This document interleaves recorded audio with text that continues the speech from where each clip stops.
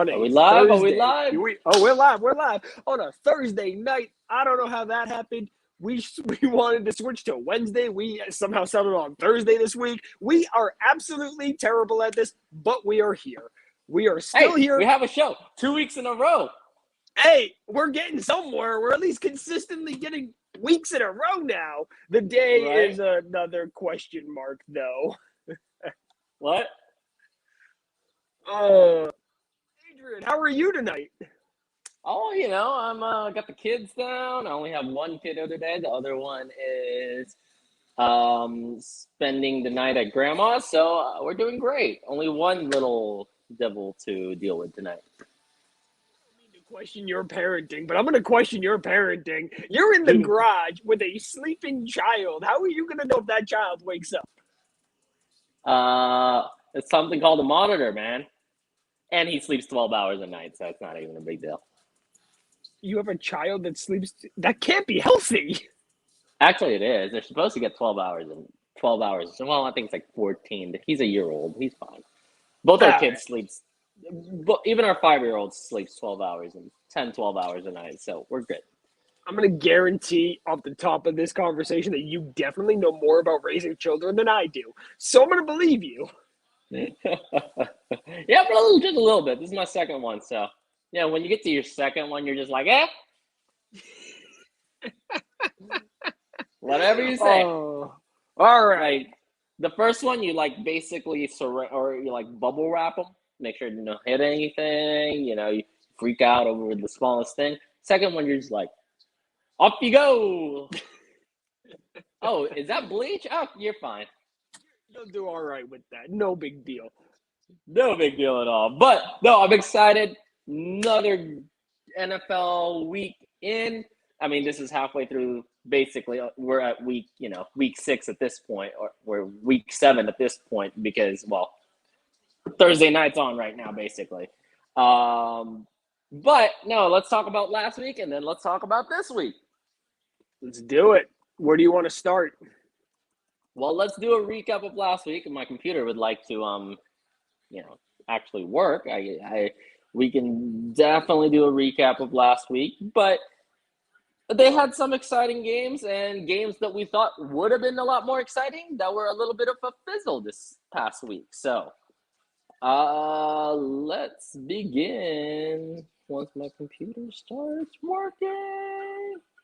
Well, Thursday night, we had the Buccaneers take down the Eagles in a very awkwardly close game that should not have been so close. Final score was 28-22.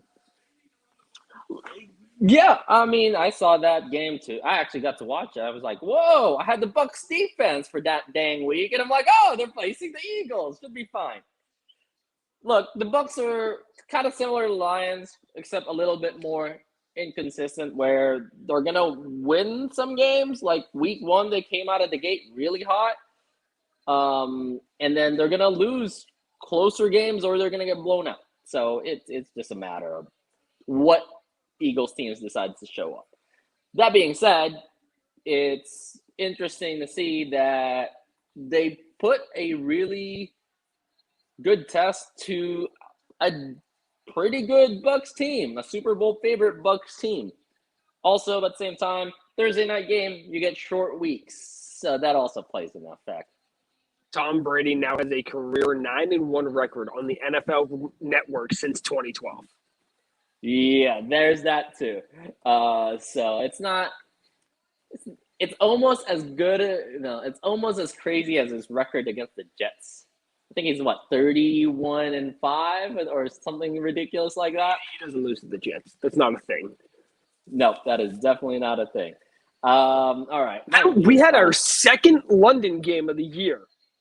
And the Jaguars picked up their first win, baby. I think if they were just happy the fact that Urban Meyer wasn't on the news networks 24/7 leading up to that game. But I did hear Urban Meyer. There's a second video from that particular incident. I want to see it. Like, come on. If you're going to release emails from 10 years ago, You can release a video from 2 days ago. Come on, let's see it. I want to see this. I want to see this video. I want Urban Meyer canned already. I want to see this. I want it all to come to light. Absolutely. Chiefs beat the Washington football team 31-13. Still, that first half was a little choppy for the Chiefs, but they finally kind of got something going. Granted, it was against the Washington football team, so we'll see how they do kind of the rest of the season. I think they'll be okay. The Rams beat the Giants 38-11. The Colts beat the Texans 31-3 with Deshaun Watson trade rumors heating up. We'll get to that later. The Bengals take out the Lions 34-11. The Bengals are actually looking pretty decent. I mean, they had a close call against the Packers and now a really good win again, a convincing win against the Lions. They beat up on a team they should have beat up on, and that's always a good sign. Exactly. If you struggle against a team you should beat, then you still have a little ways to go. The Chargers fell really flat after last week's game and lose to the Ravens 34-6. I will say Justin Herbert, for the first time this season, looked a little bit human this year. Let's see. The Vikings squeaked one out against the Panthers, 34-28. Actually, really came down to like the last couple possessions in the fourth. Let's see. Oh, sorry. In the fourth and then overtime, Osborne gets the 27-yard TD to end the game. The Cardinals are showing that they are really for real. Beat up on the Browns 37-14 and remain unbeaten. And injured their entire team. Let's not forget, they literally beat up on the Browns. Definition of beat up on the Browns. The Raiders take out the Broncos 34-24, and the game was not as close as the score indicates. The Cowboys beat the Patriots in overtime 35-29 on a CD Lamb game-winning touchdown. The Steelers squeak out against the Seahawks, Geno and the Seahawks 23-20. And the Titans ruined this guy's parlay by beating the Bills 34-31. And that parlay could have won that guy $300,000. So that's our week in a nutshell. While game 1 of 6 weeks, is this week 6, 7, 6, week 6 is on the way. Now, let's not forget that the Jets, the Falcons, the 49ers, and the Saints all had bye weeks. And you also skipped over the Packers beat the Bears 24-14. Well, did I really skip that one? He still has a fucking job. You did. You did skip over it. I did that one. Yeah. Well, it's okay. As far as Nagy, it doesn't look like they're going to get rid of him until the season ends, which is honestly ridiculous at this point. You are a garbage team. Now, granted, I know you won against the Raiders the previous week. You might have extended its shelf life a little bit, but it just shows you that they still don't know what the heck they're doing. Oh, and touchdown Browns. What? Yeah. How? Running play from inside the 5 by Dearness Johnson. Oh, they actually marched downfield. All right. Yep. Casey Keenum decided to march downfield. Actually, I will say Casey Keenum is serviceable for a game, right? A game or two here and there. Case Keenum. Look, he's serviceable. Didn't he take the Case? It's all the same. Didn't he at least give the Browns or the Vikings a couple years ago like a solid? It was the Vikings. Before Kirk Cousins was there. I think he had a full season, which got him a contract in Denver, and then he didn't do anything with it. But I mean, for a game like this, he's still a professional, right? He's won games in the NFL. It's not like you're throwing out an unknown out there, or remember what Denver did last year, a wide receiver, because they had no QBs for a game. Oh, that was I funny. don't think anybody's ever gonna forget that. Didn't he complete like 2 passes the whole game? Something like that? If I remember correctly, he went 2 for 10 with like 17 yards and 3 interceptions. Yeah, it was pretty much that. All right. So obviously we have a few topics to cover, but I did want to address the Packers and Bears game where Aaron Rodgers blacked out when this lady gave him the bird and decided to heckle the fans, saying, "I still own you," which he does own the Bears. He has a 21-5 career record against the Bears. So it's not an understatement. And it's fun to see a little bit of taunting. Granted, thank God there wasn't a flag. So the one time I wanted to see a flag, and don't mind me, guys, I just lost internet on my laptop, not on my iPad, which is what I'm going live from. What is happening? But the one time I wanted to see taunting when it wasn't called was CeeDee Lamb on that touchdown. I don't know how they would have done it because no matter what, that game was over with that touchdown. No, that's probably why they didn't call it, because the taunting penalty is you still get the yardage, you still get everything associated with it. You just get from the spot, you just get 15 yards back, which you really can't do that on a game-winning touchdown in overtime. So yeah. Do we want to start with the Patriots and Patriots and Cowboys game, as far as that game was actually a lot more competitive than. Okay, actually, let's rephrase this question. Does that game showcase more about the Cowboys or the Patriots?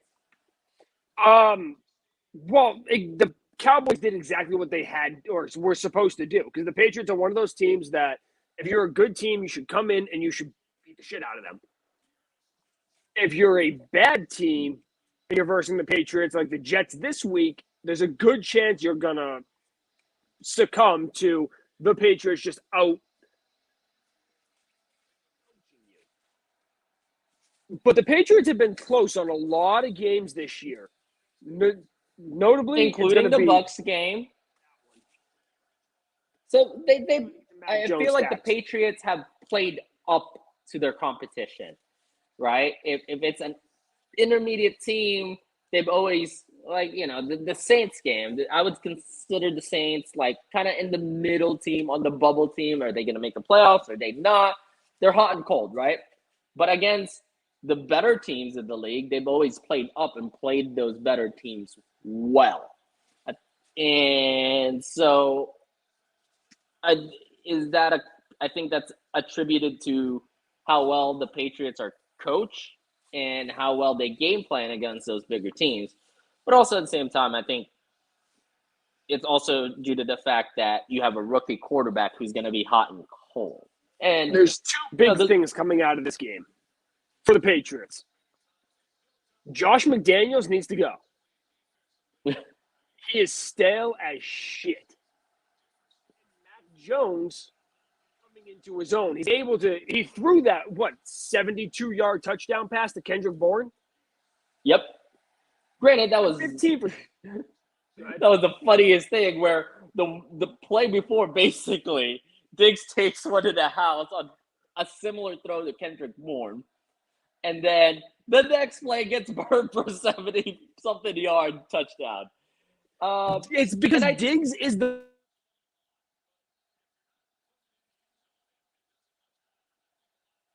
You're cutting out.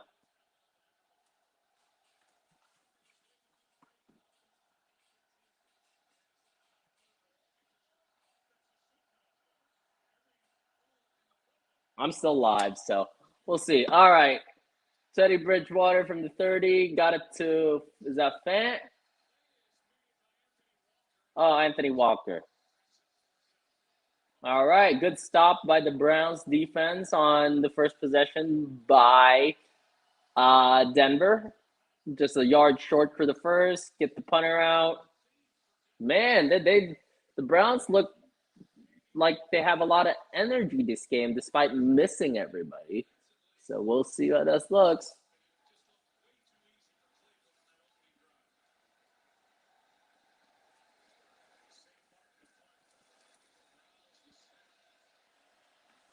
Yo. I think he lost internet. He was complaining about it, losing internet on his laptop, so I'm going to make that assumption. I guess I can just talk about random things now since I am live. So, we're talking about the Patriots and the Cowboys. I just started talking out here. I don't know what the hell I was doing. I mean, what else are you gonna do? If I randomly go out of nowhere, you have no choice but to just start talking. Yeah, I started commentating the game. The Browns defense forced a 3-and-out on the Denver's first series, so that was a good sign. The Browns look energized tonight and look a lot more energized compared to last week when they had all their guys. Well, most of their guys. That's what I was saying, though. Where were we? Diggs is the luckiest cornerback in the league because of his 7 interceptions, 4 of them have been tipped. 4 of them tipped or gone through somebody's hands, or you take away. He's not getting these interceptions on pure outplaying the defenders. No, he really isn't, because you can see he's still getting burned for touchdowns. And I think one of his biggest strengths is also his biggest weakness, which is he has really good ball skills, right? But having really good ball skills for him makes him a little bit more susceptible to take unnecessary risks and can get into these situations where if he doesn't time, undercutting the ball, it's gone, basically. Or he's burned. Very next play that Kendrick Bourne physically did. And had Kendrick Bourne caught that first one and not tipped off of his hands, he was going for another at least 10 yards before somebody else caught him. Yep, absolutely. Now, his coverage grade has been good as far as, I think as of October 3rd, his coverage grade is like an 87.1 by PFF. So it's not like, he's not covering well, but as far as the interceptions coming, sometimes interceptions, you just get interceptions randomly, right? Tip ball or through a defender's or through a receiver's hands, or literally your defensive lineman tips it and it's straight in the air. There's just those circumstances that you're going to get credited for an interception, but it's not like he went out of his way to shut the guy down. Like, hey, it went through his hands. If the guy caught it, it would have been a completion. Yep. So, but he is solid. He's been the guy for the Dallas Cowboys, which the Cowboys have struggled with over the last, I don't know, ever since their defense, since Dak's been there. Their defense has struggled with forcing turnovers, and they finally had somebody who can capitalize on those tip balls, capitalize on a ball coming off the receiver's hand, stuff like that. So at the end of the day, it's still a takeaway, it's still a turnover, but I think we are overvaluing Diggs at this point. Oh, I fully agree. And the people that are calling him the best in the league, it's laughable. It's J.C. Jackson in coverage is a better cornerback than Diggs is. Is it? No, there's a lot of Diggs in the league at this point. It is Trevon Diggs, right? Yeah. Okay, or Trevion, whatever. Yeah. Trevon Diggs, yeah. Trevon. So the thing about Trevon Diggs is he's getting, oh, God. What? Wi-Fi is going out on my laptop again. Look, I'll give you an example. If you look at the coverage right now, as far as who's been up there in terms of coverage, you know who's the best coverage corner at this time, ranked by PFF? Casey Hayward. He's allowed only 1 touchdown this year.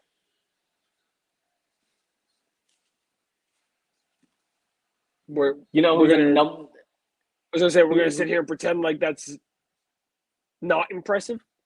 Yeah, You know who else? Marshawn Lattimore, and who are cornerbacks who've had the highest coverage rating throughout the season and overall rating. And J.C. Jackson's still up there, but as many interceptions as Diggs get, he still has these plays that he falls off or he should make, and there's still that inconsistency with him. But I think he will be eventually a top 5 corner at some point. It's just he's just getting the recognitions because of all the dang interceptions he's making. It's because people like flashy, and interceptions are flashy. Exactly. And let's see. All right. So that being said, what's your outlook on the Patriots moving forward? And then I'll give you my outlook on the Cowboys going forward. Well, I don't expect anything special out of the Patriots this year, no matter what. And it's rough saying that because of how much money we did spend on just new weapons. We spent in total damn near $300 million this offseason on free agents between the offense and the defense. And our defense isn't showing up. I think another struggle as far as this defense not showing up, it's hard for a defense to be effective if your time of possession's not there, right? Offensively, you have to help your defense out and maintain momentum and at least move the ball down the field and take up clock. You got to go on these drives in the quarters where you're taking 5 to 6, 7 minutes out of the clock, which limits how often your defense is on the field. Regardless how good your defense is, if it's consistently off on the field, you can't. No defense can hold coverage, rush the passer for 35 minutes a game. I agree. However, it's still not like even in the last year, the Patriots defense was still elite. This year, they're barely serviceable. Mm-hmm. Yeah, I mean, Patriots. Let's get to the Cowboys. Let's get to another game. We've spent a lot of time on this game already. Well, it doesn't help you drop off for like 10 minutes. Hey. I can't help this Cowboys, quality in Wi-Fi. So for the Cowboys, I think it's still the Cowboys division to lose. If they somehow screw this up, then obviously Mark McCarthy's got to go, and you got to reevaluate that whole team. Does Kellen Moore get a head coaching job next year? Ooh. Well, that Bears job, if I was the Bears, I would look at Kellen Moore, Eric Bieniemy, and Brian Daboll. Although their luck so far going out and getting somebody from the Andy Reid tree has not been good with Nagy. I think Bieniemy might make a better coach than Nagy, though. Just me. I think anybody would make a better coach than Nagy. I don't quite think he gets a head coaching job just yet, but I think he'll be in consideration for a lot of head coaching jobs next year. What head coaching job is going to be open next year? Besides the Raiders, the Bears. Here's an interesting one that possibly could be open. I know he has so much tenure there and a couple Super Bowl appearances, but the Seahawks job could be open. I think Russell Wilson getting injured saved his job. Yeah, but even before Russell Wilson got injured, they weren't looking the best this year. And it's never a good sign when your head coach and your star quarterback don't get along. Yeah, exactly. And look, he's known to be a defensive coach, right? His defense is the most horrible in the league. And then another one that could be in consideration might be Pittsburgh, but if Pittsburgh has a losing season, I think this is the first losing season for Mike Tomlin ever. He's not. So that Pittsburgh job is You don't get fired. No. It's just not going to happen. He's going to retire, however long away that is, no matter what.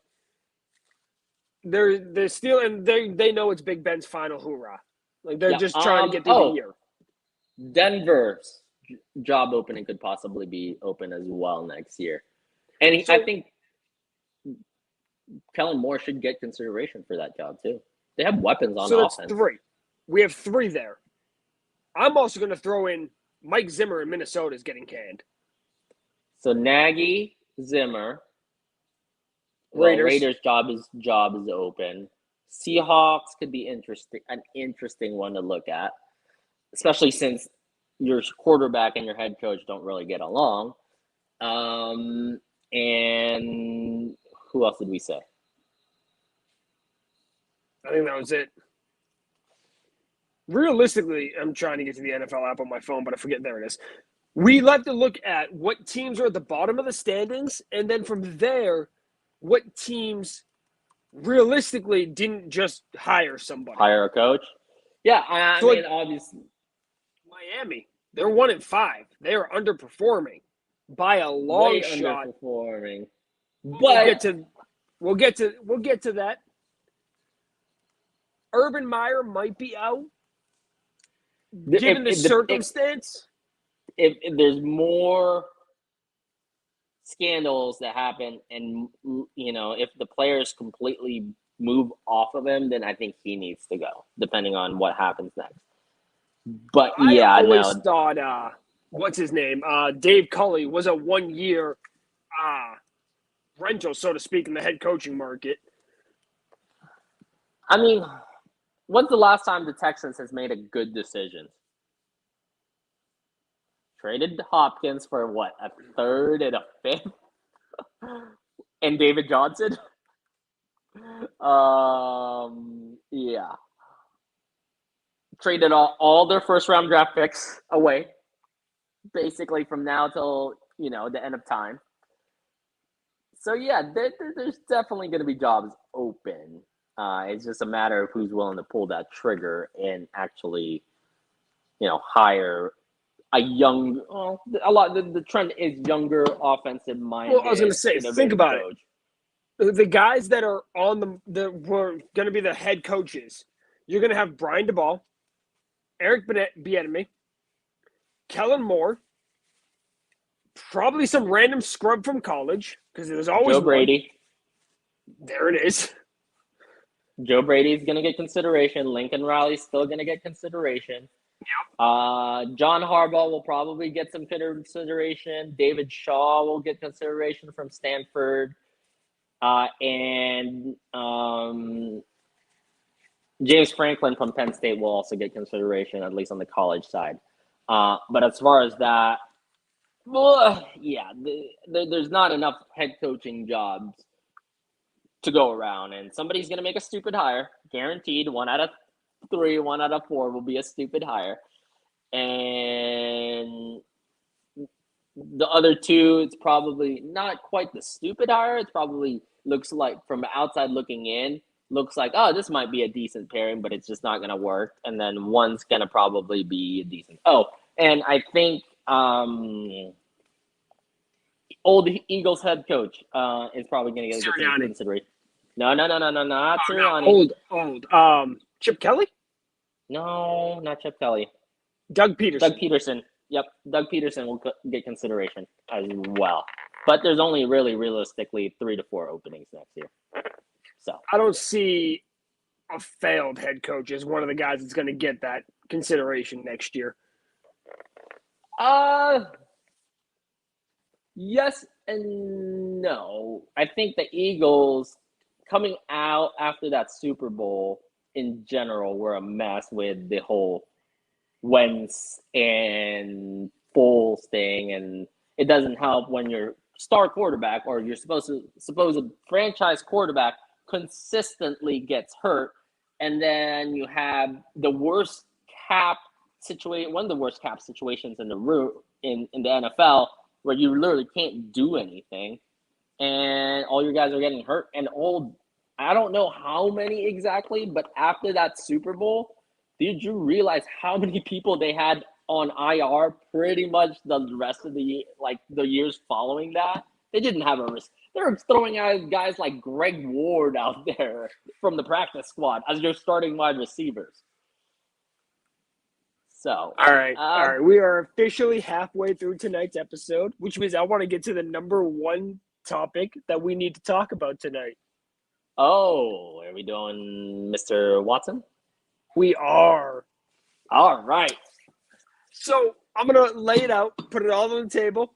What the proposed trade is, you have Deshaun Watson getting traded to Miami, Tua Tagovailoa being traded to Washington, and Houston getting probably 87 draft picks. Who knows? Okay.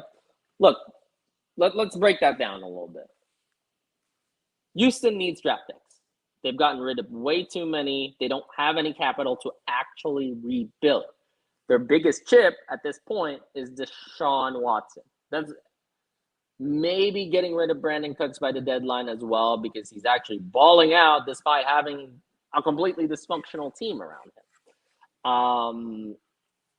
And for Washington, we know that Fitzpatrick, who is hurt, was really a holdover, which would be hilarious that Fitzpatrick and Tua are on the same quarterback room again.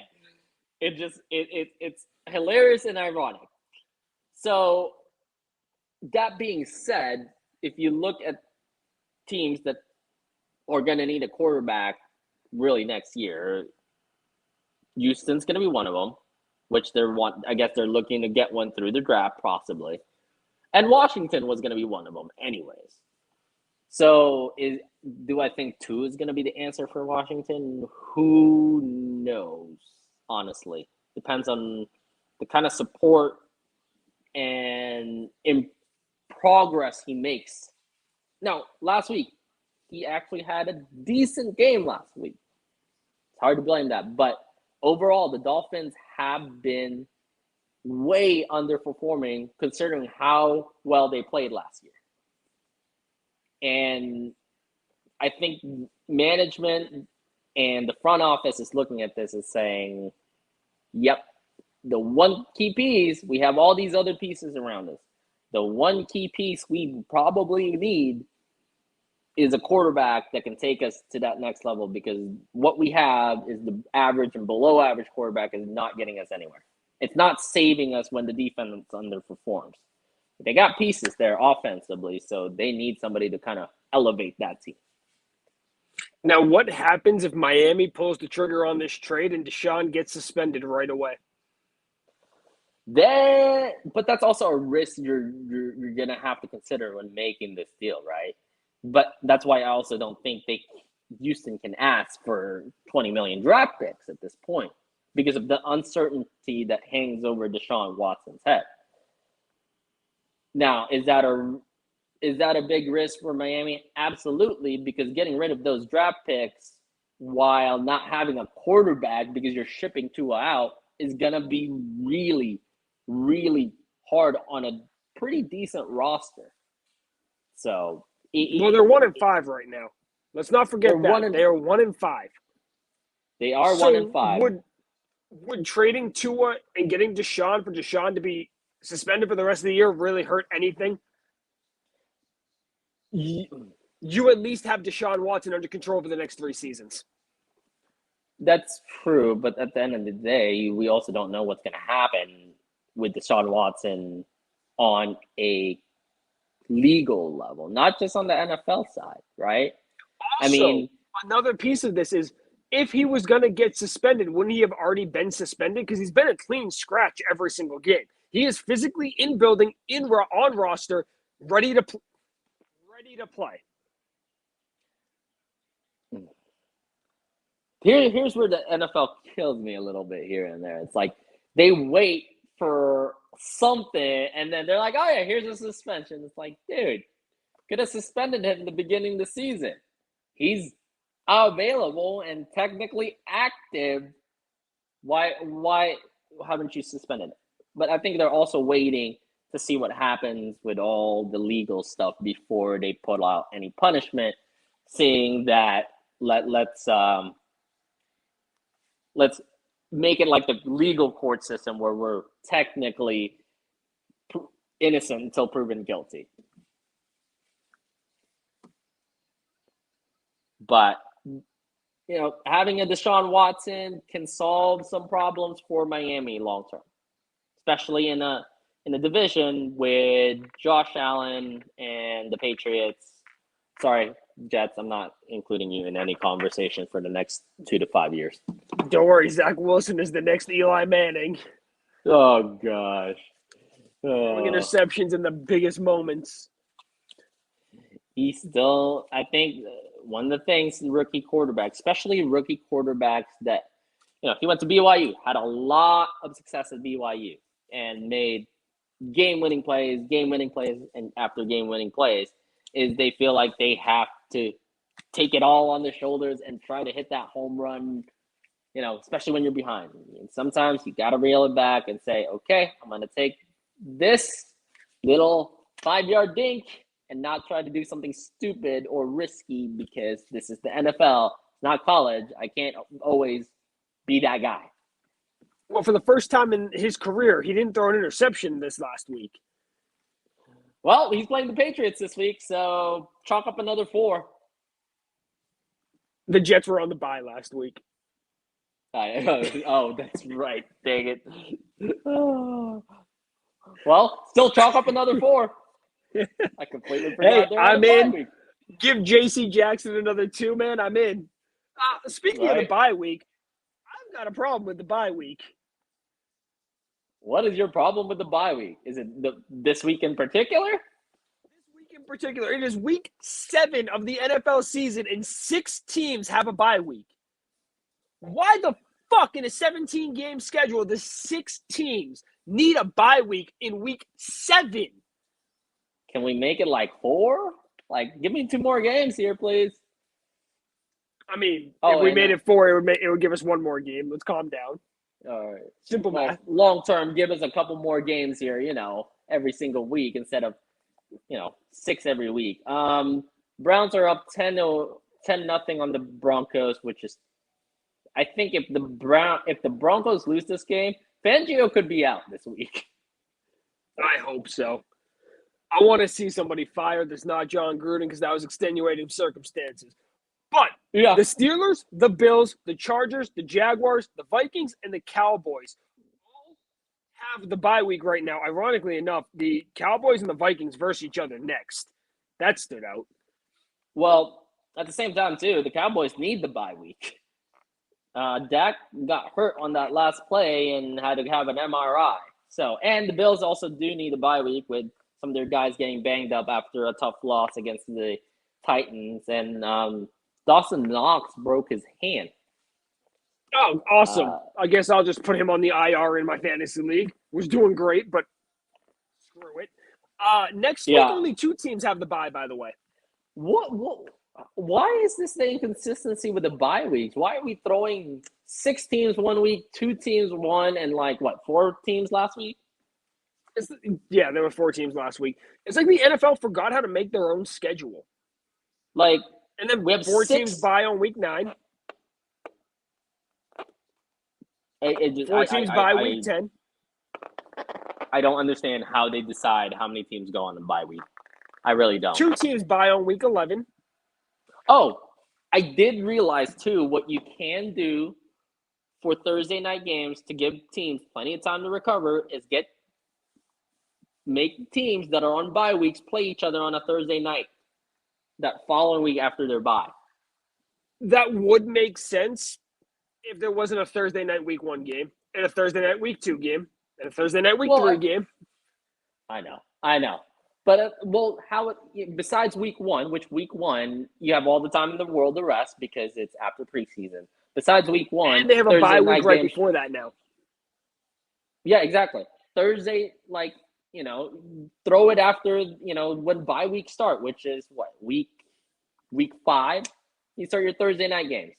Now, of course, NFL doesn't want to do that because they're the NFL. So, anyways. And then I think that's actually a solid plan, though. Thanksgiving is Thanksgiving. That is what it is. Thanksgiving is Thanksgiving. It just doesn't matter. You suck it up. It's a couple teams a year. But I think that would be for long term, especially when you have a 17-game season, you're adding more stress and injuries to these players and impact on these players. You really should consider doing that. The bye week goes all the way to week 14 this year. That's super late.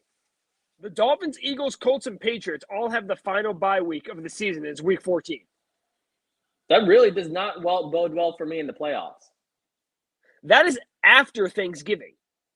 I know. I'm saying fantasy football playoffs does not bode well. No. Because playoffs starts literally right around that time zone. Well, if you said it, yeah, it would be 14 because it would be 14, 15, and 16 because 17 team going to the playoffs are going to rest their guys. Especially now that there's two teams that go, get a first round or the first round off because of the extra team in the playoffs this year. They started that last year. Yeah, well, yeah, that's true. Yeah, there's also Monday Night Football for playoffs this year. I mean, hey, I guess whatever you can do to put more, capture more audience scores and screen times and views, right? Yeah, but let's be real. The problem is, and the first time it's going to happen, a team's going to win Monday night and then have to go play Saturday afternoon, and it's not going to end up well. Yeah, they need to be able to flex these playoffs games to make it because people are going to be pissed. Well, players specifically and coaches will be pissed if they don't figure this out correctly. The NFL announced that the first weekend of the playoffs will now feature games on Saturday, Sunday, and Monday. There will be 2 games Saturday, 3 games Sunday, and 1 game Monday. Jeez. Let's at this point, let's just have a game every single day of the week. I mean, I'm in. I don't know how that would give me 2 separate NFL leagues. Give me the AFC and the NFC, and they only verse each other. So it's only AFC versus AFC for the season. And each NFC league has NFC. 32 teams. I'm in. And we just get games every day. Players can die. It is what it is. Well, and realistically, players or the NFL really doesn't care about player safety. They just want to pretend like they care about player safety. So the only thing they actually care about is concussions. Oh gosh, let's be honest. They don't even care about that. They have to pretend like they care because they got. This year has changed my mind about that. Actually, really. You see a player slightly get up after taking a headshot a little slow. He's in the tent this year. They are actually emphasizing it this year. Is it enough players that went crazy, committed suicide, after playing that they're finally realizing, killed their family? Just anything in general that they got kind of gone off the deep end that they're like, oh, maybe this is a serious issue. All right, let's look at week 7. All right. And then I'll give you we'll do our top. You'll give me 3 locks, and I'll give you my 3 locks of not obvious locks, but let's just some point sort of lock. Besides the Browns and the Broncos playing, which the Browns are still up 10-0. We have the Panthers and the Giants coming up on Sunday. The Jets and the Patriots, the Chiefs and the Titans. If the Chiefs cannot figure out that defense, especially against the run, they will be literally demolished and ramrodded by Derrick Henry. Because if there's one team who can play and keep the ball out of the Mahomes' hands really well, it's the damn Titans with Derrick Henry. Derrick Henry currently has 783 rushing yards this season. That's more than 26 NFL teams combined. Not the 26 teams combined. That's everybody on each team combined. Yep. So, or I think more than all these teams in terms of their total rushing as a team. Yeah. Yeah. Then if there's one guy, though, that can take the ball 30 plus times a game, I think it's Derrick Henry. The guy is literally I was watching him run. I'm like, this dude's not a freaking running back. That's a defensive end. You remember those Pee Wee football clips when they put the big guy, it's a bunch of 10-year-olds, they put the biggest guy on the running back? This is what it feels like. Like, literally, the tacklers are bouncing off of him. And it's Derrick Henry is currently to on pace to have 2,300 rushing yards. In a era where everybody's pretty much running quarter or running back by committee, that is highly impressive. Yep. All right. So Chiefs Titans, I think that's the game to watch this week. Although my game to watch last week was a dud. What the heck happened to the Chargers? Packers against the football team. Dolphins against the Falcons.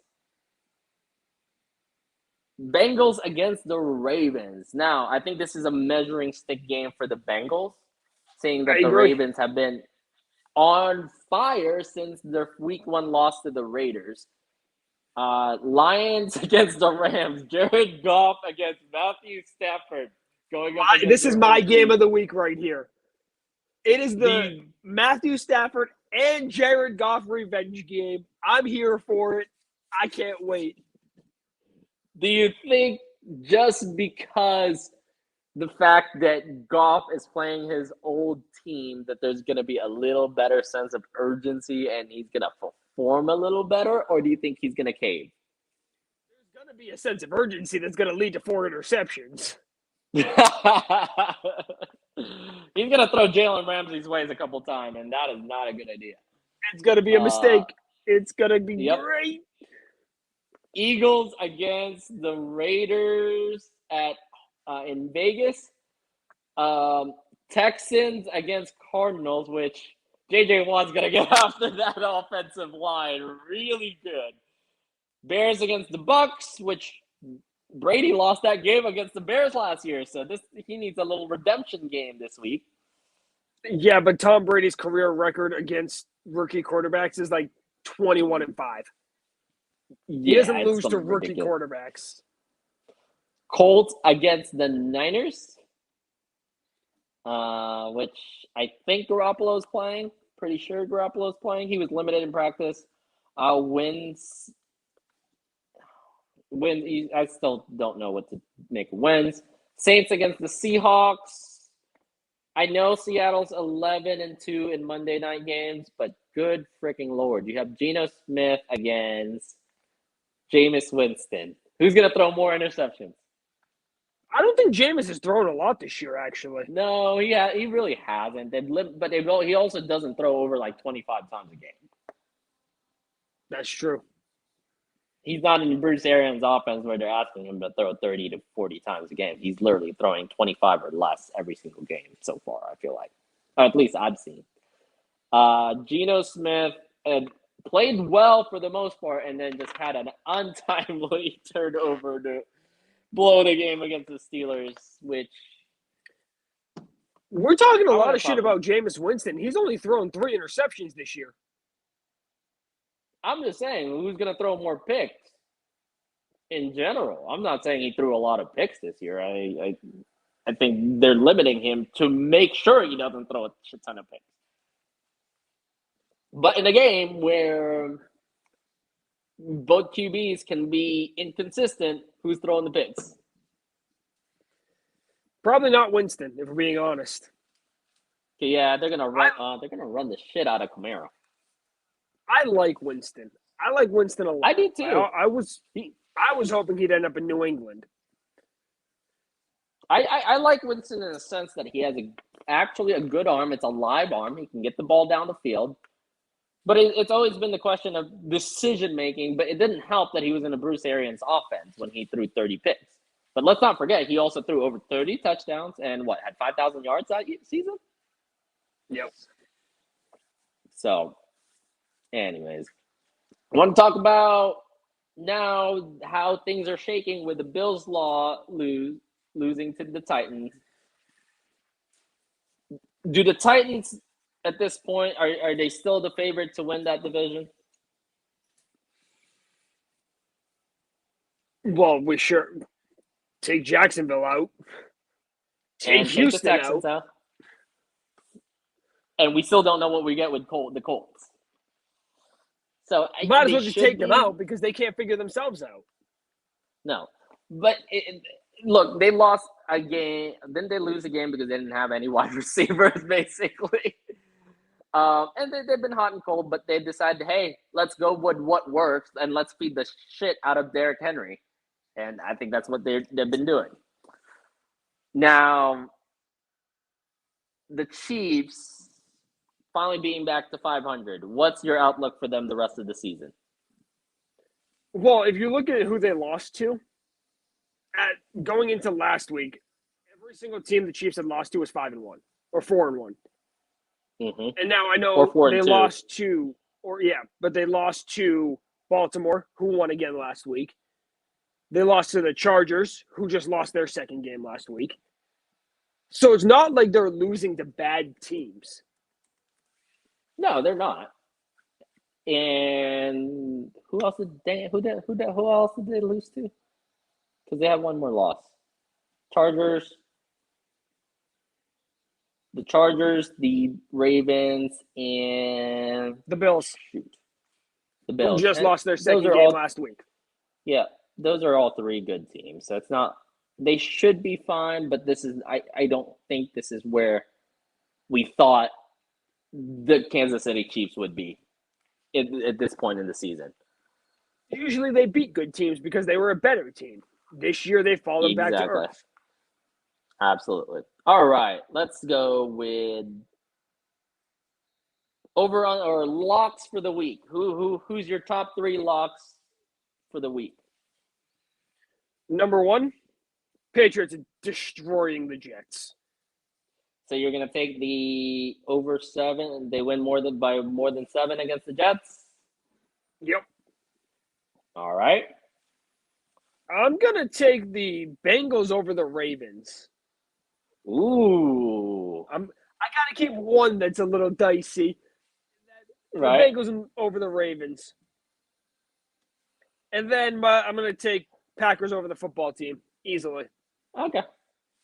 I'm gonna take the Colts over the Niners. I think with everybody, there's a lot of injuries still with the Niners. I know the Niners defense is still good, but I'm not saying the Colts will win. I say they win the Niners or they lose by less than 4 points.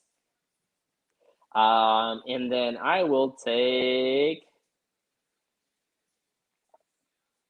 I'm gonna take the Titans over the Chiefs.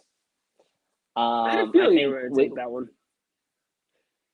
I think with any team equipped to not have to make this a game where, the ball is constantly in Patrick Mahomes' hands and that can wear down a defense, the Titans have that ability to do that. Especially if you start crowding the box, you have 2 good outside targets. You have some outside targets you can work with Julio Jones. Is AJ Brown back yet? Yes, he is. Came back last week. And that defense is very susceptible to either the pass or the run. And my last game that I will take.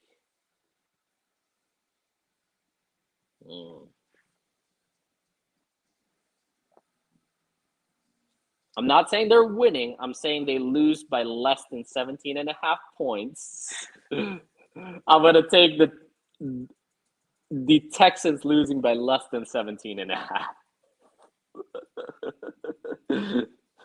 Although they could lose 3-30 this week because how bad they looked last week.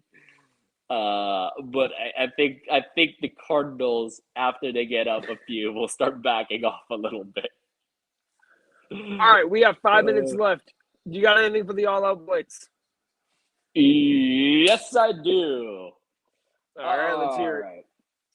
With Big Ben obviously being out or on his way out as the franchise quarterback of the Pittsburgh Steelers, because it's obviously that he's no longer that caliber of quarterback.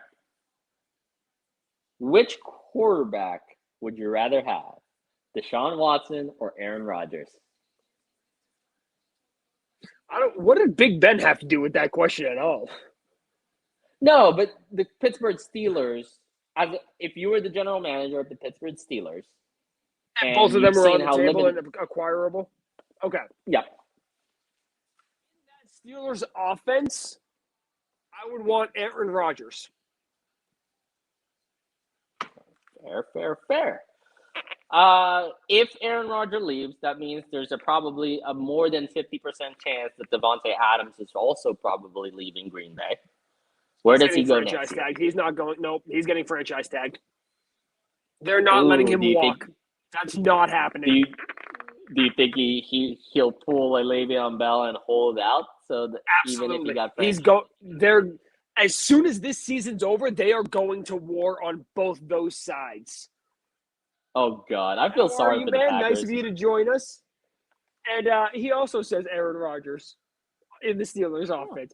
But yeah, no, those two sides are going straight to war. He's going to get franchise tagged. He's going to hold out. And we're going to see the next Calvin Johnson, potentially. Yeah, probably. All right, let's see. Last one. Obviously, Gruden was an interesting situation, and it's a highly different situation. Out of the teams that need to get rid of a head coach, who gets rid of theirs first? The Bears or the Broncos? I want to say the Bears, but if the Broncos lose to the Cleveland Browns with literally nobody on offense, I don't see how Vic Fangio keeps that job past tomorrow. Nope. No. All right, gosh. All right, I think that was it.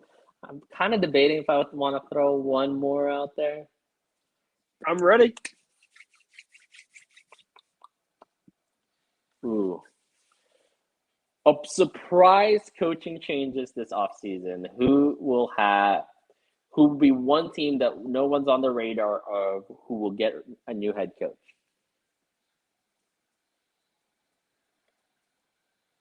Well, right now, technically, Houston's not on the radar because they just signed the guy. And I am under the firm belief that they only signed David Culley as a one-year placeholder for Josh McCown. Because oh gosh. I mean, hey, McCown is lighting up high school football right now. Yep. Granted, the guy's been in the league forever. He knows the league in and out. And he probably has. I said it earlier, Brandon, you weren't here. I said it earlier that Mike Zimmer would be fired as the surprise this year. Gosh darn it. What is your over-under on how long Urban Meyer is with the Jaguars? How many years? Your over-under? Depends on what this second tape holds. If this second tape is as bad as everybody's making it out to be. If the second tape gets leaked in how bad it is, that I think it's all dependent on that, right? Because there's been a lot of pushback just to make sure that second tape is not released by a certain coach's wife, from what I've heard. And from a certain ownership group. Yeah. I think he's already like nailed it in the coffin that he's not coming back next year. All right. So I think time, but I do want to go, where's my tin hat, and go conspiracy theory against my Raiders real quick, because I saw one that was interesting and was definitely very interesting. So, I was looking through everything, and I was looking through all the scenarios that happened. So out of 6,500 emails, 3-4 Gruden emails got released, right? And it was one after the other but it wasn't on the same day. It was one this day, one this day, one this day. So the report came out that these emails were made public in a sense, but everything was redacted. So It didn't show who it was going to, who it was sent to, and everything. But somehow, and the investigation ended in like June 21st or something along those lines. Supposedly, the Raiders didn't get those emails until like October 7th. And so the fact that the league sent it to the Raiders on October 7th, and since nothing happened or no disciplinary action happened to Gruden, it somehow magically got non-redacted released to the Washington Post, Washington Times, whatever newspaper organization or media organization, and still nothing happened. So following that, another one gets released Monday, until to the point where they basically had no option but to fire Gruden. The fact that only 3 emails and it was all targeted at Gruden and it wasn't all released at once feels like there's somebody in the NFL organization that really want to screw over the Raiders and Gruden in general. I could think of a couple people, but I have one name that instantly comes to mind. Who's on the other end of those emails? Bruce Allen, Goodell. Bruce Allen. It also could be the fact I also had heard another. Who's the only other person that wasn't, or who's the only other person that would have access to those emails that wasn't involved in the investigation? Dan Snyder or Goodell. Well, no, or Dan Snyder's owner. Or I couldn't hear you. You cut out. Or Bruce Allen. But here's the problem with Bruce Allen. He doesn't have a job right now, right? Doesn't mean he doesn't have a vendetta. Well, why would he have a vendetta against freaking John Gruden? It could be it could be something. Hold on. It could be something as simple as he beat him in cards one night. Humans are petty as fuck. No, I also think there's another. I saw another theory that says the Washington Redskins purposely released those to take heat away from that investigation and so forth, and to kind of take the spotlight away from that. But I mean, money being that it's probably somebody in the NFL, because those emails don't get released, especially since they're redacted from an investigation standpoint. An unredacted email does not get released unless it was supposed to be leaked by somebody high up. Oh, I agree. But we're out of time, ladies and gentlemen. Thank you for joining us on this very special Thursday night edition of whatever the fuck we call this show these days. It's still 10-0 then, or the Browns. We will be back sometime next week. Make sure you follow us on Facebook, Snapchat. We don't have a Snapchat. Wednesday, Facebook. Tuesday, Thursday, Friday. Just make sure you click on that follow for when we go live button, because we could be literally live any day. We don't know. We will catch you guys next week.